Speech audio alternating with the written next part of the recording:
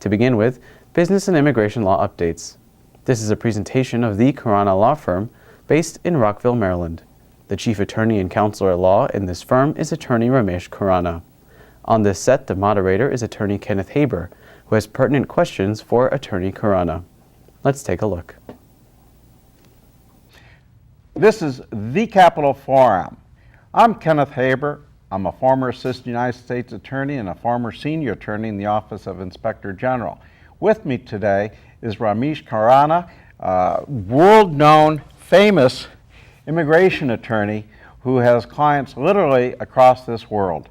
And he's helped so many concerning immigration matters that you cannot believe it.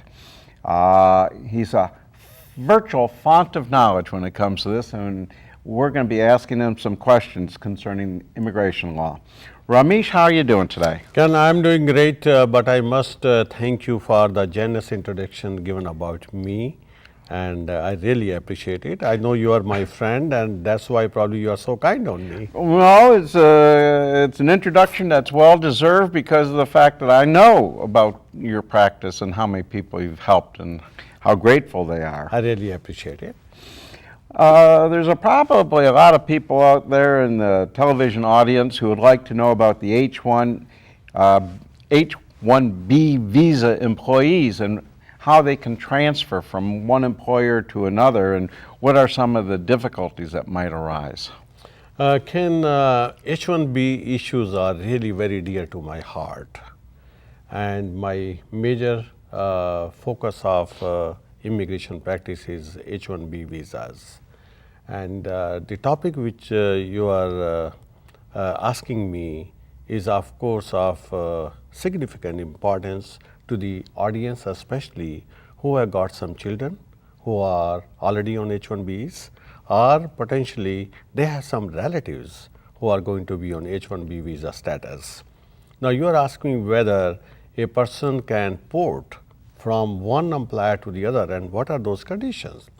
There was the American Competitiveness Act, which is called AC-21, which was passed by the Congress in 2000. Now this act permits the portability of an employee who is on H-1B status from one employer to the other. The only condition is that H-1B petition must be filed with the USCIS. Now what do we mean by the filing of the petition? That means that the H-1B petition has been shipped by the company, which is the sponsoring company for the H-1B employee, or by the law firm which is handling that case. But we always recommend wait for the receipt notice to come, so that if there are some technical glitches in acceptance of the H-1B petition, those glitches are addressed to. And once the receipt notice is issued, the filing requirement is completed and the person can start working with the new employer. Once they receive the receipt notice, that means that they don't have to be concerned if there's a denial at the end, or how could that impact it? That's a very good question, because when we are talking about AC-21, that permits the employee to start working. That doesn't mean that there is a guarantee that this H-1B petition which has been filed, that will be approved. There may be a situation when the H-1B petition would be denied. As regards the employer is concerned, employer is fine, because he followed the regulation, he followed the AC-21 law, and that is why he permitted the employee to start working. But of course, it may create trouble for the employee if the H-1B petition is denied. He may go out of status with backdate. Then what happens? You know, if a person goes out of status, then depending upon what the situation is, then we have to suggest the remedy accordingly. So as I'm saying, he goes out of status.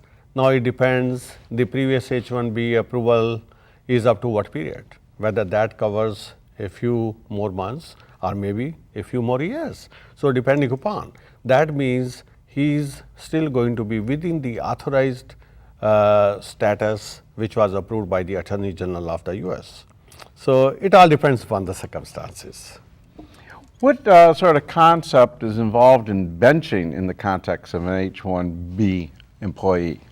Ken, when we are talking about benching in the context of H-1B employee, that means you are taking an H-1B person out of the active employment status and asking him to sit and wait for the project. Usually it happens with the IT companies, they do not have projects in hand and they have hired IT personnel. Since they do not have projects or they are scouting around to find some new projects or they do not have projects for the full-time employment. So, in that kind of situation, the person is sitting and just waiting for the business to come home, and that is called the benching in the context of H-1B employee. And in that kind of situation, most of the employees are not paid by the employer. That's the most unfortunate situation. And Department of Labor has been coming very heavily against these kinds of employers, and they are enforcing all these regulations. They say, no, you have got to pay this employee. Why you are taking him out of the active employment status? So that's the way this regulation is implemented. Does that extend his time for his H-1B visa, so that if he's not working, that for 6 months he gets an extra 6 months, or the labor just figure that if he's getting paid for that time, it doesn't matter? Very interesting scenario. Now, let's say the employer decides that I am going to keep this person waiting for the business to come.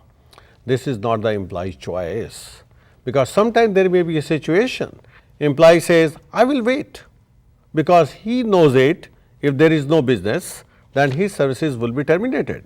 So, in that kind of situation, we say they are not hands in glove, like the employer is not trying to accommodate the employee to buy some time. Now, the question is whether he goes out of status. If he is getting paid for the time of his employment, there are no issues. If he is not getting paid, then I would treat that H-1B employee as a victim. And as a victim, if he files a complaint with the Department of Labor, then he will be given all the benefits of being a victim, and employee may not be penalized. So he'll get extra time with his visa? You know, again, on a case-by-case basis, the situation will be evaluated. What does it mean that the employer is under a strict obligation to pay the H-1B employee? When we say, Ken, that the employer is under a strict obligation to pay the H-1B employee, what happens is when the employer files an H-1B petition, and there is always an underlying labor condition application, we call the LCA. And LCA would say, like, what is the prevailing wage and what is the offered wage to the employee. So that means you have got to pay the offered wage to the employee. And if the offered wages are not paid to the employee, again, as I said earlier, the H-1B employee is entitled for these payments. He should not be losing those payments. So nowadays, there are increasing instances of complaints being filed by H-1B employees against the H-1B employer, and Department of Labor is just ready to investigate those kinds of complaints. It sounds like they put in a lot of resources to enforce the visa statuses in accordance with the law. Is that correct? That's right. Yes. You know, it's a question of integrity of the system. When the integrity of the H-1B system is that you are hiring a foreign worker, and this is subject to certain explicit understanding how much you are going to pay this particular employee. Now, you are taking away this job from the US willing and able worker who is probably qualified to do this job, and that doesn't mean that you bring in a foreign national and try to exploit his situation. So this is just to check these kinds of abuses. So this is to impede the employer from undercutting the wage market in this country, I take it. You are correct. You are 100% correct. Yes. That's interesting. That's Yes. interesting. Sometimes H-1B visa employee wants to take a month or 2 months off to go and visit family. It's at Christmas time, and it costs a lot of money to go visit, so they want to take a month or even longer. How does that impact the time duration of the visa? Okay. Now, H-1B employees, like any other normal employee, is entitled to go on vacation. Now, of course, it depends upon the arrangement between the employer and the employee. Now, if the employee wants to go to his home country for a period of 6 weeks, let us say, so what we say is that he has been physically absent from the United States for a period of 6 weeks, and there are certain limitations on the number of years an H-1B employee can have in this country, unless some exceptional situations would arise, like somebody has already started a green card process. So, the maximum period permitted is 6 years under the normal circumstances. So, your question is whether he would get credit for the period he has physically spent outside the United States. Answer is yes. We call it recapturing the physical presence time lost from the United States. Like in our example, we talked about 6 weeks when this person was away to his home country. So, he can definitely file a petition to recapture that physical time lost. So, sometimes there are 3 months all put together, 6 months, and this period is really very helpful to extend the status of H-1B person in the United States so that he can continue to live for an extended period of time. What happens if he gets sick for an extended period of time or in an accident? We see people in accidents and they might be unable to work for 6 months. That's not uncommon. Is there something in the law that helps adjust for that? So long as he is physically absent from the United States, only then he can recapture the lost period. Otherwise, let us say person meets with an accident in the state of Maryland and he is sitting at home because he is unable to work. So, in that kind of situation, he cannot recapture that time. So, the real test is whether he has been physically absent from the United States or not. So if he gets injured where he can't work, but if he can fly back home, he can recuperate home Yes. and save the time. Yes, you got it. Wow. It's a complex set of laws. Wow. Yeah, I mean, I would think that if a person was bona fide ill, that he couldn't work, it'll be in the employer's benefit and his benefit to permit him to extend the time. You Right. know, but you got to go back to wherever you come from in order to do that, it seems. Yes.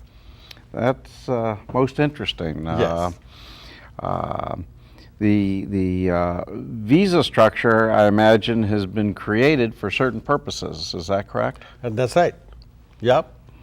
And they want to enforce those purposes, and apparently that they must not consider that part of the purposes of a person sick. Exactly.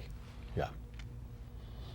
So, Ken, I think it has been a great pleasure coming here and answering your questions, and hopefully we will meet next week to cover more grounds. And I appreciate for inviting me here. Well, I really appreciate your being here and answering these questions, because I'm sure they're of great interest to everybody. And I understand that you would be quite willing to put on a seminar for personnel offices if they inquire of you through the station. Sure. If any company is interested to have a kind of group discussions in their offices, I'll be happy to do that. Very good, very good. Thank you very much.